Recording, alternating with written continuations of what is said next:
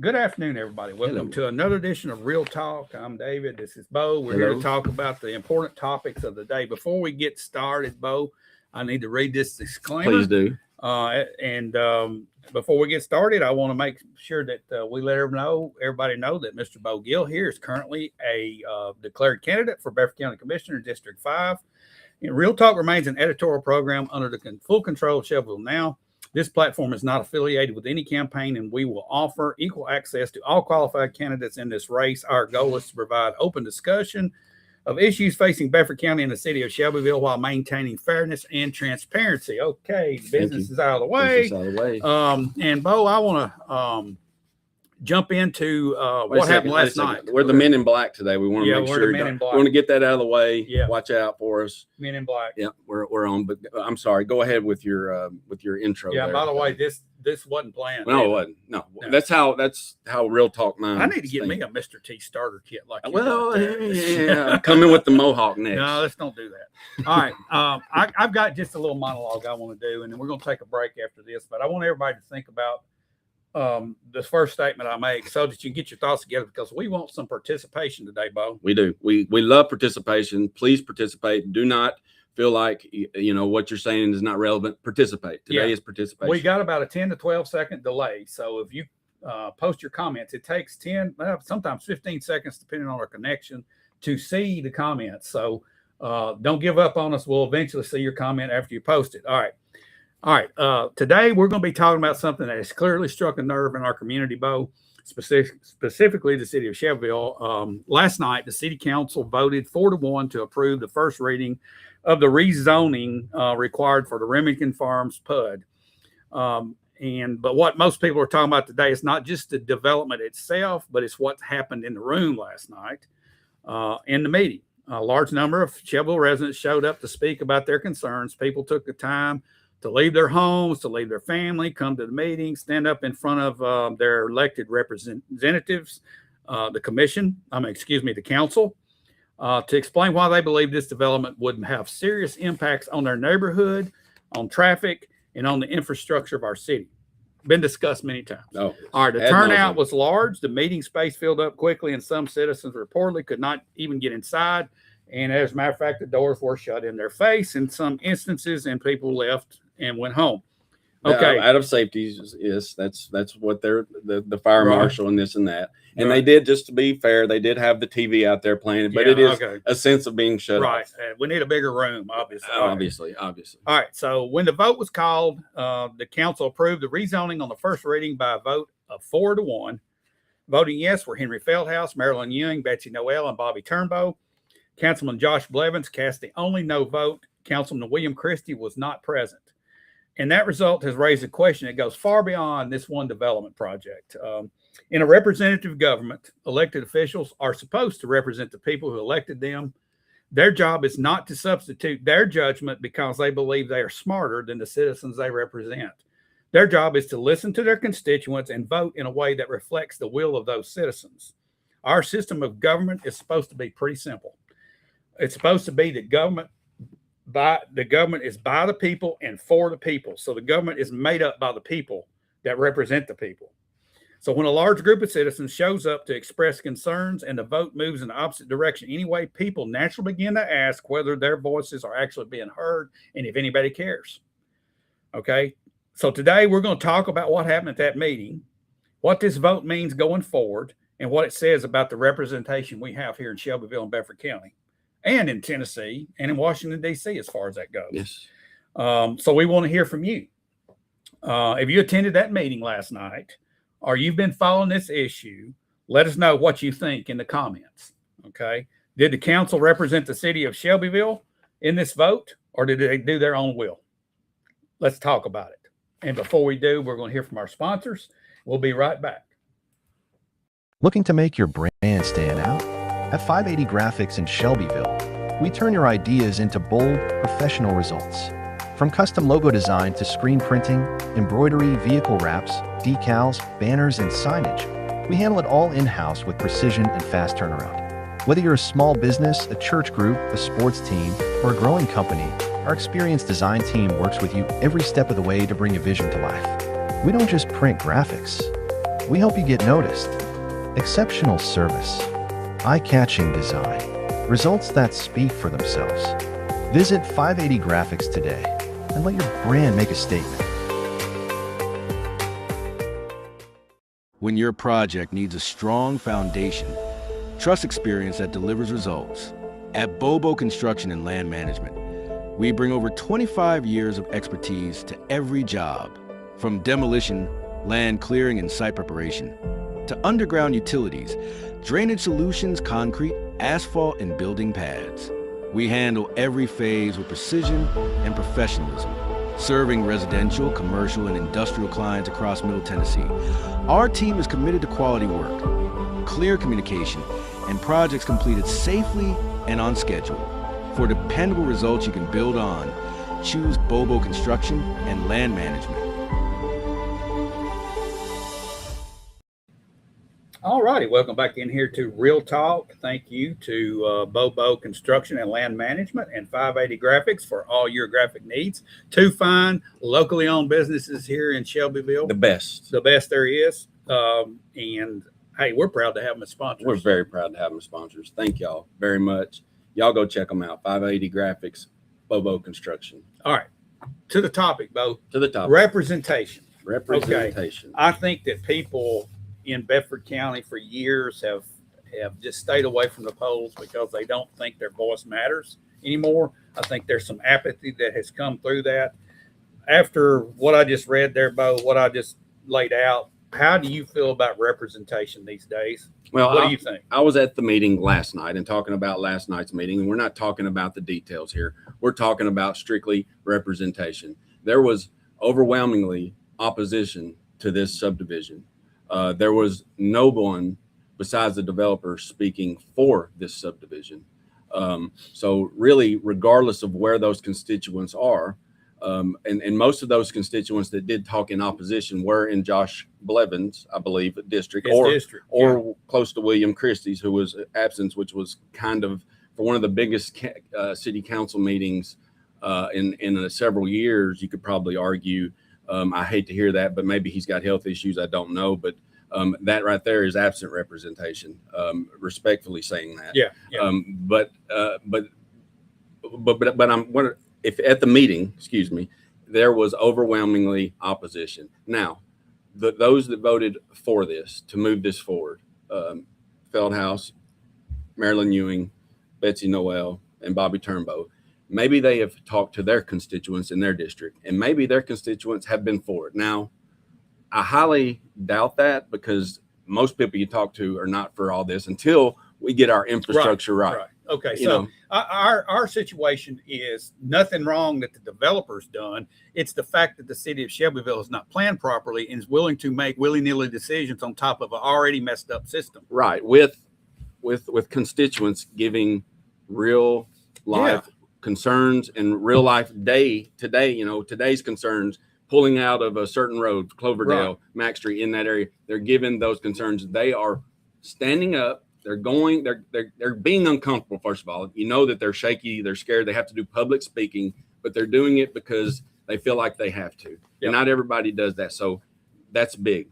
And a lot of times maybe they aren't right. But in this case, it's hard. The eye is hard. It's hard to argue with the eye when you're seeing what you're seeing. We don't have the infrastructure there right now.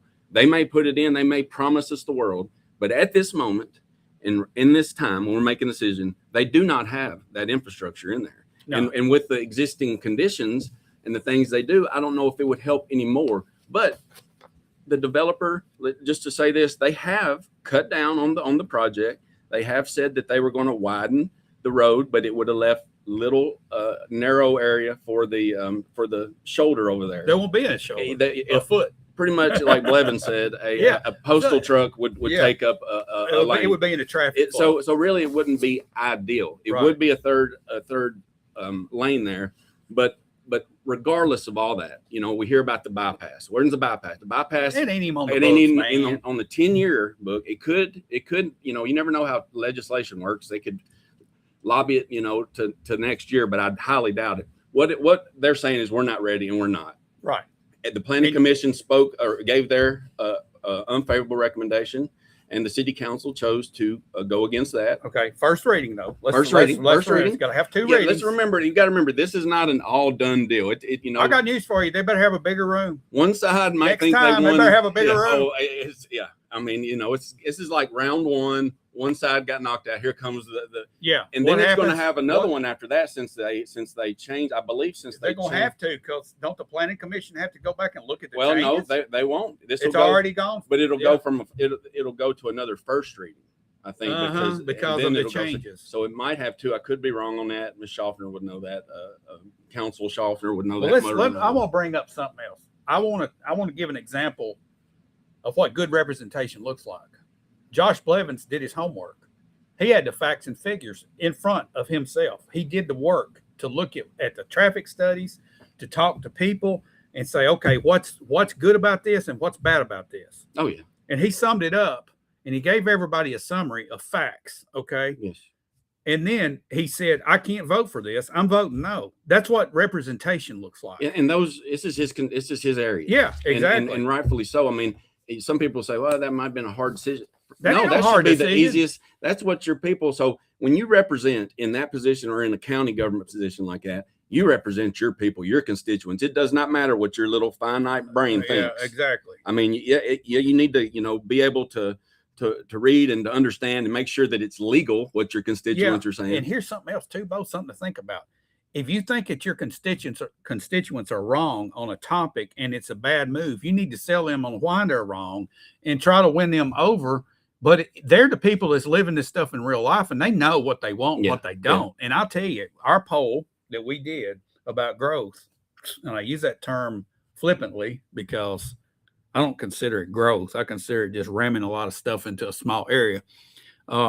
It was about 70% said that we either need to stop completely, let's get organized, or there was one weird selection on there I put on there that, well, the developer should pay for any changes that have to be necessary and pay for it as long as they do that and make it right. Well, there's no way a developer can do that. But at least 70 to 75% came out, and that's county-wide, and that includes the city. So I'm telling you, the other 5 districts did not have any representation last night that knew what was going on. They did. They know what was going on. Now there is, the other side. The developers are people. They're not the boogeyman, let's just say. They feel like it sometimes, but they are people. And I would say that this developer here made probably the most concessions I've ever seen being part of the planning commission the last 12 years, as far as the improvements that he was willing to make, as far as cutting down on the houses, as far as allotting, acreage for a county school, whether we need it or not.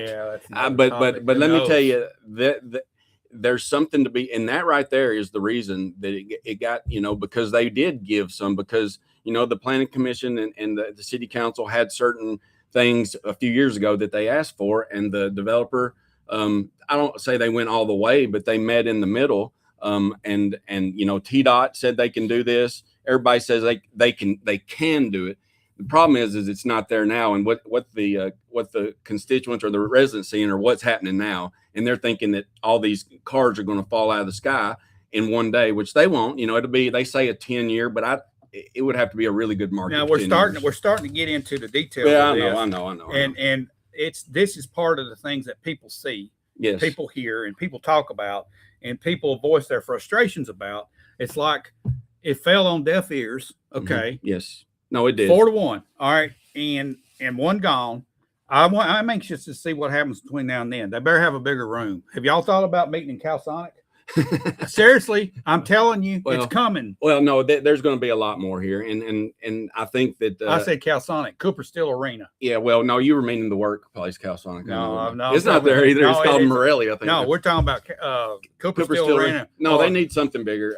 But I don't know if they would do that or not. I mean, it would be really great. I know they probably don't have the camera capabilities there, and the IT guy would probably bark at that a little bit. But saying that, yes, this is just the start. And what we're talking about today, let's just be real clear, is representation. Yes. And that this is a fundamental part of government, of county government, city government in Washington, D.C., state government. It's representing the constituents. Now, some people might say, well, there's a silent majority. Where are they? there should be a reason, I think, given to the constituents. If you got a silent majority, You need to tell it. you Let's need hear to it. tell it and probably document it And somehow. tired of kicking the can down the road ain't a good reason. Yeah, and they may have, and that's, but it's really hard to buy with just that word. I know they're all in tough positions. They all had great points last night. I mean, they you know what I'm saying? They've got good, but at the end of the day, I think what Henry Feldhouse said might have ring some of the most truth.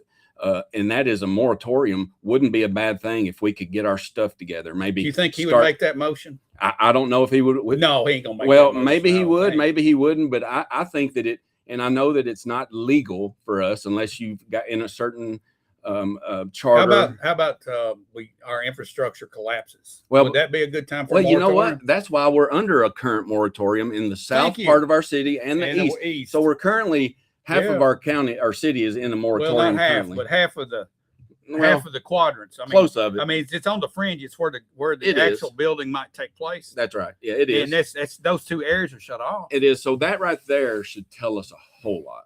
I It mean, does. if you're having to go in, Yeah. and it's a self-imposed, it's pretty much a state saying, you enact a moratorium or we're going to. And those that don't know what a moratorium is, that is a stop or a halt to building All any right. type of residential Jenny building. McKee, what changed? Where did the conversations occur? Is there a record of the discussion, or did it all happen in the shadows? No, it happened wide open in It front was of wide everybody. open. There's no doubt about it. It's just been going on for 2 years. Yeah, or 3, or And almost 3. It's been in planning commission meetings. It's been in work studies, work sessions, study sessions, strategic planning, and all this stuff. Yeah, it has been. The problem is when people voice their opinion, it falls on deaf ears. The representatives ignore it. That's what's happened. Okay. Because I believe a large part of the people that get elected feel like that they're smarter than their constituents and they know best. It's kind of like we're the daddy, you're the sheep. Yeah, And I think that's when your approach is there, you're off the table then. you cannot go with that approach. You go in, like I said earlier. Yes, they have been live streamed, Jenny. They've been live Yeah, streamed. they do. And I think that they store them maybe. They're all over YouTube, Shelbyville, Tennessee YouTube for the last 2 years. But I think of a representative, Yeah. I think, okay, what does represent mean? What does a flag do? It represents. So it's up there to represent what? A country, Right. whatever color it may be. So that's kind of what a representative does. He represents who? The people. And Right. yes, he has, but he doesn't make the best decision he thinks. Right. It's supposed to be the best decision my constituent. It really is. And I know some people like to roll their eyes and they can all day, but if you want to read the Constitution That's what and you it's want about. to see, and that's the law, I mean, that's just what it says. And that's just, Yeah. if you want to go back to the founding fathers, if you want to go back to George Washington, he could have easily said, no, I'm going to be King Washington. I'm not stepping down. But he did. He stepped down, president, next president. Here's number 2. Right. Right? It's by the people for the people. So now the question becomes, if we're not getting representation, how do you get it? Pretty simple. You vote for a representative.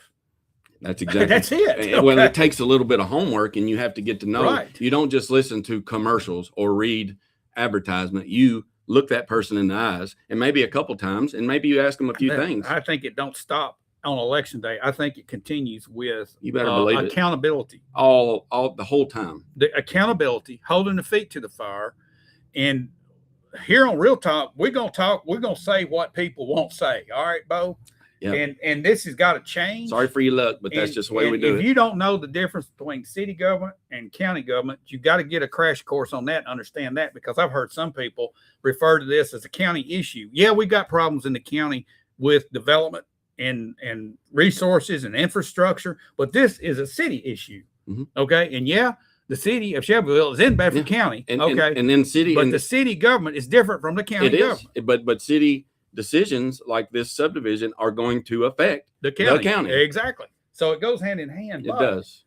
pitchforks and torches. Okay. Oh Lord. I don't know about that. Yeah, How about no. just going in the voting booth Yeah. and voting for somebody that's going to listen to you and represent you? And when I say you, it's got to be like this. Sometimes there's going to be something come up, Bo, and if you get elected for commissioner, you're going to have a deal that's kind of 50-50 maybe. 50% of the people don't want it. 50% of the people do. That's when you got to go to narrow it down to some wise people on both sides and hash through it. And then at that point, it's like you got to pick the best decision between the two. All That's right. right. All right. That's right. But most of the time in Bedford County, you take a poll of the people and you're going to get a clear answer. And there was a definite clear answer on this one. Only if you're open. You have to Right. be open. You gotta be open to both. I mean, Yeah. both ears have to be open. Right.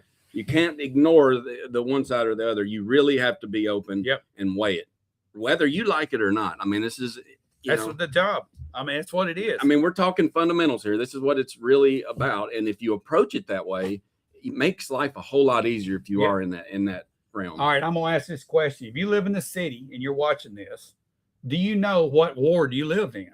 If you don't, I'm gonna ask you why not. Okay, and then I'm gonna say, okay, if you don't know, for whatever reason it is, find out who your city council person is.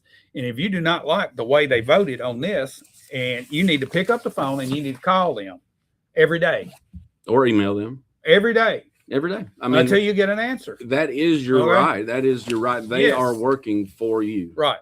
Now, don't get me wrong. I appreciate what the people that are doing that are willing to serve. Okay. No. But there's that but. That's a big word. It changes everything, Bo. There's always a big but after, When you can't do the job or not willing to do the job, it's time to step away and let somebody else come in and do the representing. If you can't do it, Right. if you can't say no to a friend That's right. when they're in the opposite side, Yep. then there's no point in you being a representative because you can't do it. No, that's right. That's exactly right.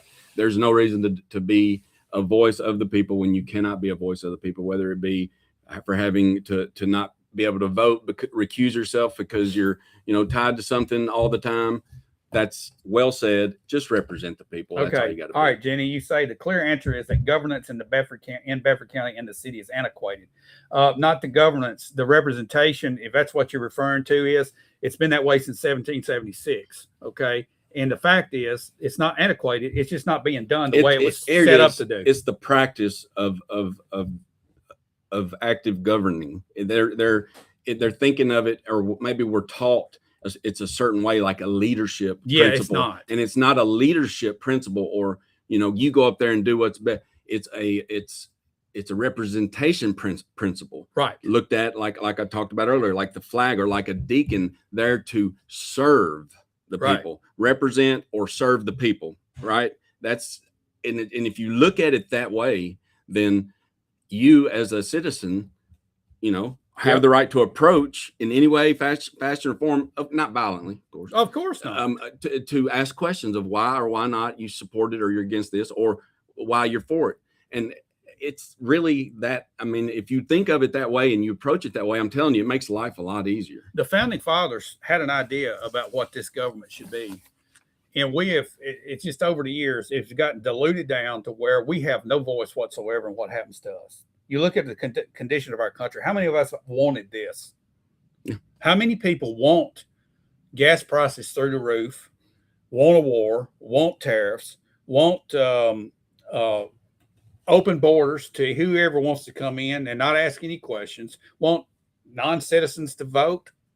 I mean, we have just done this. We've sat back as voters and not kicked them out. No, that's exactly what's happening. I mean, we need to start in Washington, D.C. and kick the whole place out. Well, it's like they say, drain the swamp, but can you drain the swamp? It's a sewer. It's a sewer. It's a sewer, It man. holds the refuge. It just holds it all, and you can't drain it. And it's leaked down here. It All right. gets Now, through the little nooks I got and crannies. friends that are representatives. Love them all.